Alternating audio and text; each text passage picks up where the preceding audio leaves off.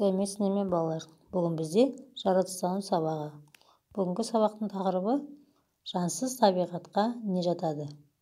Сабақ бастамас бұрын шаттық шеңберін құрамыз. Ашық менің жүрегім, ылғи күліп жүремін. Бірге ойнап бір жүрер, достарым көп білемін. Балалар, біз табиғатты екіге бөлінеді дедік. Жанды табиғат және жансыз табиғат. Біз бұған дейін жанды табиғатпен таныстық. Адамның дене мүшесімен, жануарлармен, өсімдіктермен.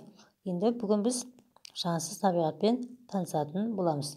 Жансыз табиғат дегеніміз бұлар су, топырақ, құм, тас, күн, ауа, аспан, тағы да басқа жансыз денелер екен.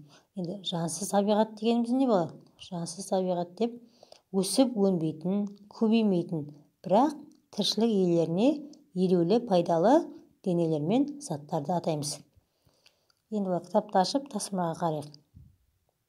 Бізде бірінші тапсырмада жансыз табиғатты тап. Ол неліктен жансыз табиғатқа жатады? Жансыз табиғат бөліктерінің қандай пайдасы бар дейді. Мына жерде бізге ағаш, қоян, су және өсімдік гүл берілген. Осының ішіндегі жансыз табиғат қайсы? Соны белгілейміз. Енді жансыз табиғаттың қандай пайдасы бар дейді балалар. Жанды табиғат пен жансыз табиғат әркез тығыз байланыста болады екен. Мысалға, ауа жансыз табиғат. Адам ауасыз өмір сүре ала ма? Жоқ, Сол сияқты әрбір жансыз табиғат жанды табиғатқа пайдасы бар екен. Одан кейін екінші тапсырмада жансыз табиғатқа жатпайтын денелерді қорша дейді. Себебін түсіндір, жансыз табиғат бөліктерін сипатта дейді.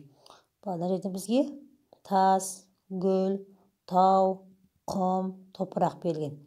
Осылардың ішіндегі жансыз табиғатқа жатпайтыны қайсы? Соны қоршап сызамыз. Одан кейін кітаптың екінші бетінде үшінші тапсырмада судың сұйық, құмның суысмалы екен қалай білдің дейді. Ол үшін біз тәжірибе жасаймыз. Мысалға, стакандағы суды табаны жалпақ ыдысқа құйсақ, су жайылып кетеді.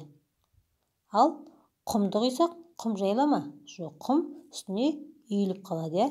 Демек, су сұйықта, құм суысмалы екен. Бұны білгілерің келсе, өздерің үйден жасап көруге болады екен. Одан кейін төртінші тапсырмада құм суда ериме дейді. Тәжірибе жаса.